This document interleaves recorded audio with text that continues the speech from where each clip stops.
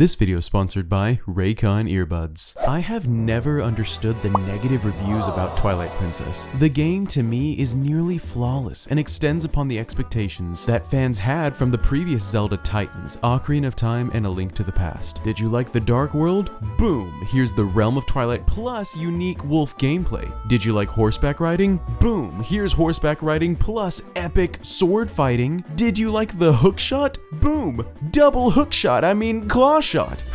But everyone's entitled to their own opinions, of course, so to each their own. But to me, this expansive world has so many incredibly memorable moments, landmarks, items, music, and characters. Some of which, again, point back to previous Zelda games pretty directly, like the Skull Kid from the Lost Woods portion of the Sacred Grove, for instance. In the first place, the character itself is a direct reference to Ocarina of Time / Majora's Mask, which makes this appearance the third and final time that a Skull Kid shows up in any Zelda game. Any canon Zelda game, I mean. But besides the fact that this is a very unique and clearly important reference to the fan favorite Skull Kid exclusively from the Ocarina games, we actually do have some reason to believe that this Skull Kid is the same Skull Kid from the events of Majora's Mask. In the first place, for those who are unfamiliar with the Skull Kid in general, allow me to summarize who he is very briefly. Skull Kids are mischievously playful, childlike beings that inhabit the Lost Woods and only make appearances in the Ocarina games and Twilight Princess. Ocarina of Time's sequel, Majora's Mask, features one Skull Kid in particular that was also present in the previous game, who somehow loots the Majora's Mask off of the Happy Mask salesman, wears it, and unintentionally becomes possessed by Majora and tries to crash the moon into the surface of the earth in a genocidal attempt to kill everybody in it.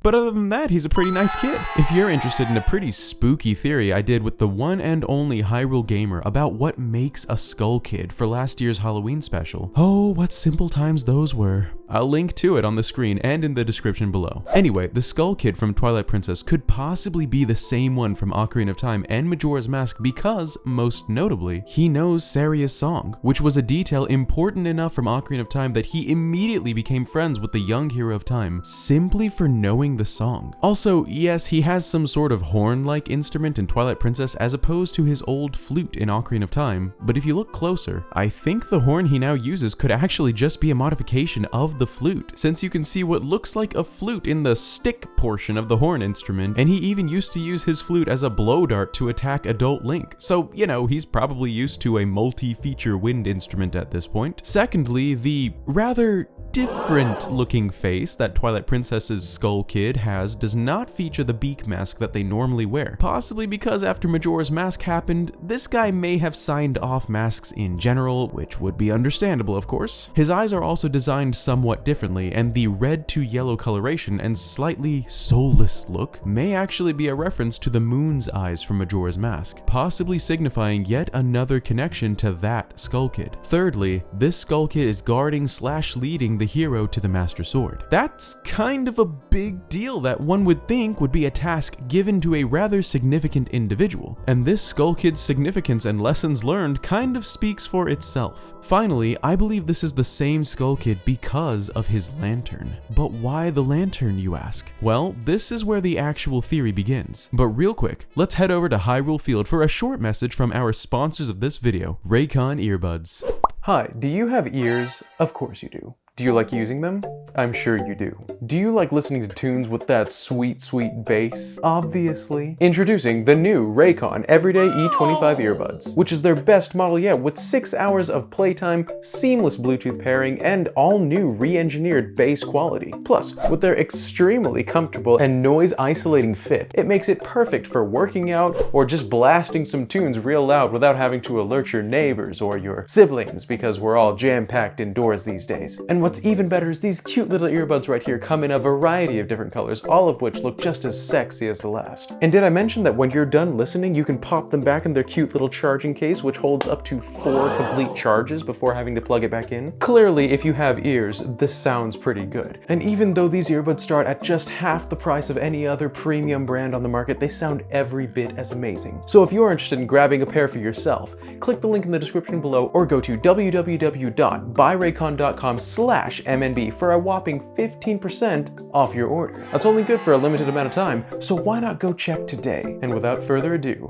back to the video. The Skull Kid has never been shown with, nor has he ever had a reason for having a lantern before, so the fact that he's shown with one here is a bit strange to say the least. Strange enough to mean something more than just a simple character design choice to theorists like you and me. So when I was thinking about this lantern, I decided to take a closer look at it and soon discovered that it's not a normal lantern at all. You see, Link's lantern is a good example of just a normal Hylian made oil burning lighting device, but the Skull Kid's lantern design is different in a familiar way. You see, this one has a spiky, almost menacing design that's rather similar to another group of ethereal beings that carry lanterns, Pose, or rather, the spirits of the dead. In fact, Skull Kid's lantern is nearly exactly the same overall design and shape as the Imp Pose lanterns, and even burns with a supernatural flame, starkly contrasting with Link's rather ordinary looking one that burns with a very not supernatural flame. So what in the world is the Skull Kid doing with a Poe lantern, I asked myself. My first instinct was to theorize that maybe this means that Skull Kid is actually dead, since he's referred to as an imp, and there are imp Poes in the game, and he can warp around the place and summon these terrifying death puppets, and of course the ethereal Poe lantern. But in Ocarina of Time, we're shown that Skull Kids can warp around the place anyway, and these puppets may actually just be puppets. I mean, who knows, maybe there are other Skull Kids in the trees helping him out. And not to sound too elementary, my dear viewers, but he doesn't fly around the place and he doesn't glow, and you don't need wolf senses to see him. So my conclusion quickly became, due to these factors and some evidences from Majora's Mask, that the Skull Kid is immortal and therefore not dead, leaving us with one burning question. Whose lantern is that? Well, it's on the thumbnail. It's the lantern of the Hero of Time. Now, for some better background on what I'm about to say next, I strongly recommend checking out my Who Killed the Hero of Time video after this one, as in that video I delve into the reasons surrounding my conclusion that I'm about to talk about in this video. Again, links are on the screen and in the description below, but anyway, it's my strong belief that the Hero of Time was killed and laid to rest, either unexpectedly or by burial, somewhere within the Sacred Grove, not Hyrule Castle. But due to the regrets he carried with him beyond the grave, he wanders the earth in Twilight Princess as the Wolf of Light, the hero's shade. And what do we call restless spirits in Zelda games? That's right, we call them Pose. And what do Pose carry with them? Lanterns. But do you see a lantern on the hero shade? No, you don't. I believe that's because the Skull Kid has it. But why would the Skull Kid have the hero's lantern? Well, quite frankly,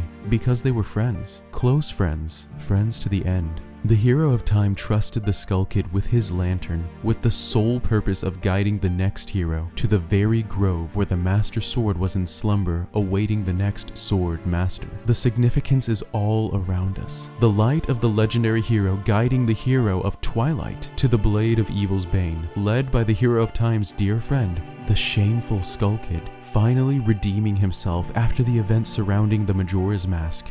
Poetic redemption. And that is my theory about the hero's lantern and the Skull Kid of the Sacred Grove. Did you like it? Be sure to give me a thumbs up and a comment below so others can experience it as well. Did you think I was off somewhere? Let's discuss it in the comments. And please be sure to subscribe to the channel for much more juicy gaming content to come. Thank you so much for watching, guys, and as always, huge thanks to my supporters, of which I have several new faces to show off. Say hello to Nick B, Kayla M, Chris B, Jaden Destroyer, and Time Linked. Welcome to my elite crew, you guys, and for those of you watching, if you're interested in making my next video come true and supporting the channel and receiving some pretty cool benefits, click that join button below or follow the links in the description to find out how. Also down there are links to my social media pages, so come find me on Twitter, Instagram, Facebook, you name it, I'm there. So come on over and say hey. That's all I've got for this one, so I hope you have a great rest of your day. Also, don't forget to check out those other videos for more theorizing on the Skull Kid and Co. This is maskednintendobandit signing out. Peace!